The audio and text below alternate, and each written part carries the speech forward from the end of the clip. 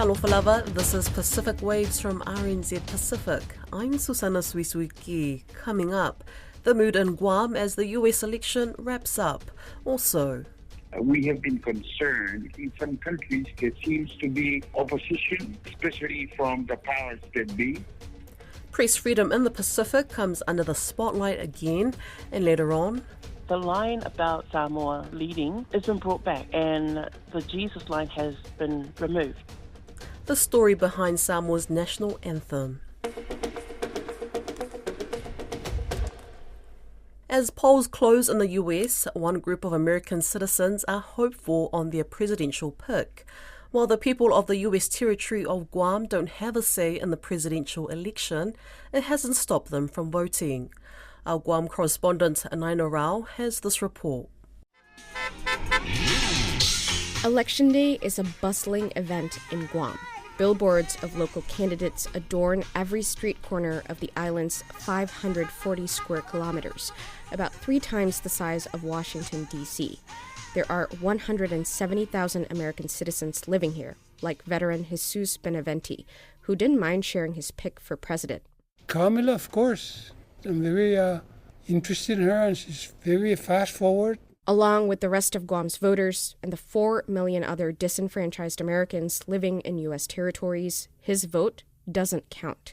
It's a straw poll, serving as a symbolic reminder that despite their U.S. citizenship, they have no real say in who leads the country. As an unincorporated territory since its acquisition after the Spanish-American War, Guam's political influence is limited. Residents can choose their governor, legislature, and a non-voting delegate to U.S. Congress, but not the president. Kenneth Goffigan Cooper is a political science professor at the University of Guam. He describes it as a complicated status. We belong to, but are not an integral part of. And so I think there are a lot of people in Guam who are pretty united about those grievances because there are high enlistment rates in the United States military. But from a U.S. military strategic perspective, Guam is crucial. The U.S. military's Pacific strategy relies heavily on Guam, especially as tensions with China grow. The island sits closer to Beijing than Washington, and the U.S. has invested billions in military infrastructure here. Yet the American territory feels overlooked. Presidential candidates rarely campaign here, despite the island's crucial role in U.S. military strategy in the Indo-Pacific. Robert Underwood is Guam's former congressional delegate. The United States cannot project power into that level of competition without Guam. So the last thing that any military planner or any federal official who is very much concerned about this, the last thing they want to do is to ask Guam, what do you think ought to happen? Because, according to Underwood, it would risk Washington's defense agenda in the Indo-Pacific region. Here's Cooper again. Our role as this strategic military hub will be greatly affected by who's in charge, as commander-in-chief. To make things even more complicated, Guam natives who move to the continental U.S. automatically gain full voting rights and lose them when they move back. It's a feeling of unfairness, I feel. That's Mike Pangolinen. He used to live in California, where he had full voting rights, before moving to Guam, where he doesn't. That's why he votes in every presidential straw poll, even though he knows it doesn't count. Maybe it's nostalgic, because it reminds me of actually the times when I actually have been able to vote for president, and I hope at some point maybe I will again. For University of Guam student Nicole Duenas, voting is her way of sending a message. The U.S. cannot ignore Guam.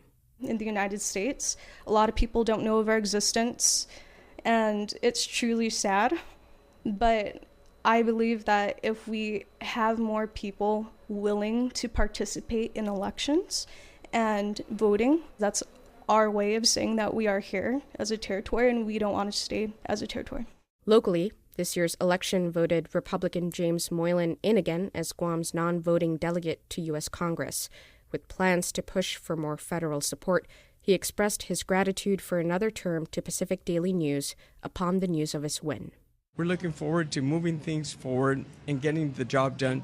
In a few days, I'll be back in D.C. and being the voice of the people of Guam. The Republican Party also dominated Guam's legislature, winning the majority of the seats. This is the first since 2006. Additionally, voters elected 4 new senators who had never held office before. The Pacific Islands News Association, or PINA, is echoing calls to uphold freedom of expression and press freedom across the Pacific. Both the Palau Media Council and the Pacific Freedom Forum have voiced concerns over a defamation suit taken by President Sharango Whips Jr.'s father against the national newspaper in Palau. PINA President Kalafi Moala says the role of the media as defenders of democracy is more crucial now than ever before. We're calling for media freedom, not just, of course, in Palau, but throughout the Pacific.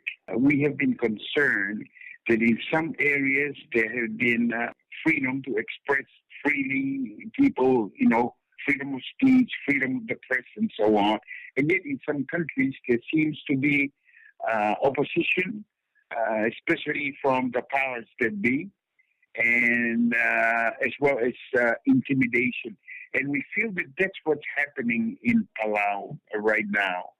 There is the editor, Deilani Rekia, and the Island Times of Palau. They have been sued by a company that belongs to the president of Palau. And what the company is doing was that suing for defamation. They feel that the newspaper have released information, text information that was leaked out concerning their company, concerning how much money that have been given to them, and money that were not declared, and so on. Details on their tax record, and so they objected to that and feel that that's their right for privacy, and that the newspaper have defamed them by publishing it. So what we are objecting to is that, according to the editor and the Palau Media Association, there's been this act is an act to try to intimidate the media, to no longer feel free to give information to the people whose right it is to know what's happening, how they're being governed, and how those in power are running things in their nation. So that's what's happening. We are standing together. There is the Pacific Freedom Forum that focuses on maintaining freedom of the press in the Pacific, as well as PINA.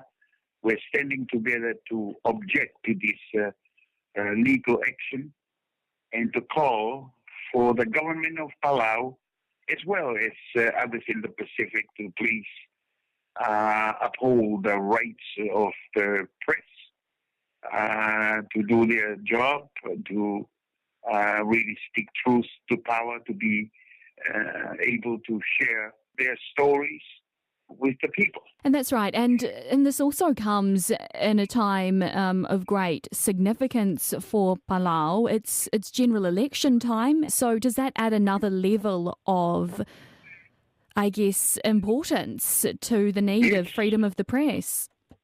Yes, definitely. And one of the lines of the letter, of course, that we had written, which goes into the president's office, went out today, actually, this afternoon, basically to say that freedom of speech and democracy are things that go hand in hand. And our advocacy for freedom is an advocacy for democracy. And so just to say that at a time when the election is about to go on, I think it's so important.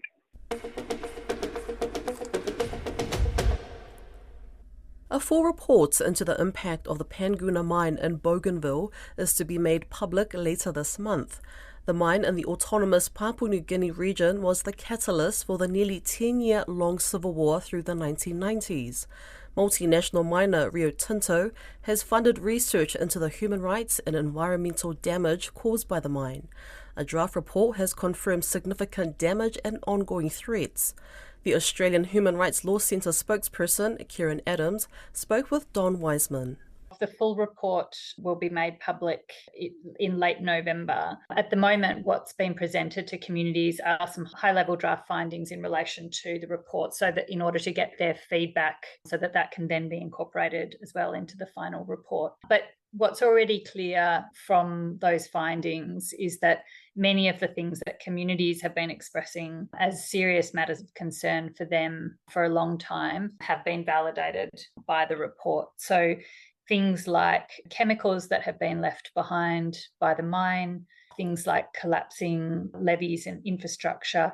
It's not as though in some ways that a report was needed in terms of understanding that there was damage. It's immediately apparent to anyone going to the site that where you have almost 1 billion tonnes of tailings waste dumped directly into a river valley, where you have a situation where a mine has never been properly closed and has been left essentially as it was when it was abandoned in 1989, that you will have major environmental and safety risks that result from both the original dumping and the way that the waste was disposed itself, but also from the deterioration of the site over time, because none of that cleanup has ever happened. So you have things like over by the port, you have large tanks, for example, of chemicals and fuel and things left from the time of the mine's operation. Some of those are now in a deteriorating condition, and you have things like leaks happening, for example, from some of the big fuel tanks over there. Similarly with the levees, which were constructed at the time of the mine's operation to try and contain some of that tailings waste from eroding further into the river, a lot of those have already collapsed and some are in the process of collapsing. And so you have these large amounts of tailings continually being washed into the rivers and downstream. So these are things that communities have known and experienced over a lengthy amount of time, but there's obviously been no proper environmental and scientific studies done on the mine since the time of its operation. So it was very important to have a study of this kind, firstly to map all of the different impacts that are being experienced, but more importantly, also to lay the basis for potential solutions to these problems. And there are things that undoubtedly will come out of this study that will be new information for communities about precisely the nature of the risks and impacts that they're living with. So the study looked at things like contamination of the soil or in different sites around the mine and the infrastructure from the mine. It looked at, what's the current levels of copper and other heavy metals in the river now. All of these kinds of things have been the subject of this study and will be canvassed in much more detail when the full report is released next month. Clearly, this draft report is showing things that need to be remedied immediately if possible, don't they? Absolutely. Look, there's absolutely a range of different things that pose pretty serious risks for local people. In particular, I'd highlight, some of the collapsing infrastructure and the collapsing levees, which are causing major problems. We've spoken, over the course of our time working with communities, we've had people already report deaths to us of community members through things like people trying to cross the rivers. We've had other people who have had kids fall into the river and swallow river water and become incredibly sick. So there's already, been reported deaths from the community and other near-death situations as a result of the quite dangerous conditions that people find themselves living in. You would imagine, given that you've had 30-odd years or longer of poisons accumulating in the soil, that there will have been quite a lot of illness through this region that's never been monitored. Well, I think that's one of the things that remains to be seen from this report. And I have to say that the health impacts are always some of the most difficult and complex issues to kind of look at, because it requires looking at the actual sources of contamination, then the pathways in which people may be exposed to them, and then ultimately what kinds of things people are experiencing. And so people definitely have reported illnesses as a result of what they believe is exposure to the contamination. So, for example, people talk frequently about skin conditions, particularly on their legs and arms from whenever they spend time in the rivers. People talk also about respiratory problems and gastro problems that result from kids, for example, swimming in the rivers, and a range of other health complications like this. Women who are pregnant also report frequent infections and things when they spend time panning for gold in the rivers. So there's a range of different things that need to be looked at. And I don't think that this is a phase 1 report. So that means that it's looking at some some of the most acute and serious health and other risks that have been reported by communities. But it's not the full investigation. There will need to be some areas where there will need to be further investigations undertaken, undoubtedly. And so I don't think that we're going to end up with all of the answers at this point, but hopefully it will provide a very important, useful starting point for discussion about, firstly, what needs to be done now, and then secondly, what further investigations need to take place. Rio Tinto, as we were saying earlier, had funded this investigation. Will they be willing to continue to fund it through the next stages? Has there been any commitment along those lines? So Rio Tinto have put out a recent statement on their website that says that they are fully committed to ensuring that they comply with their human rights and environmental obligations, and that they are committed to the Panguna Mine Legacy Impact Assessment process. They have also said that they are seeking to enter into discussions with relevant stakeholders in relation to a remedy framework. So those are all positive signs from our perspective, but in terms of understanding exactly what Rio Tinto will do, that remains to be seen. Now, separately, there is this issue of several thousand landowners who are suing Rio Tinto, unrelated to what your group is doing. Do you think that will impact on what you people are doing? We hope it won't. I mean, certainly this process has the support of all of the kind of key stakeholders working on the ground, from the Bougainville government, the Papua New Guinea government, a lot of the community and clan leaders in the area. And so, it's a process that's been undertaken with buy-in from not just from the communities, but also from other kind of key stakeholders in Bougainville and the region. But, I guess we'll have to see kind of how those legal proceedings play out. As I understand it, they're in very early stages. They've only had the kind of first preliminary hearing to kind of set a timetable for the matter. So we don't have a good sense yet as to exactly how those proceedings are going to play out.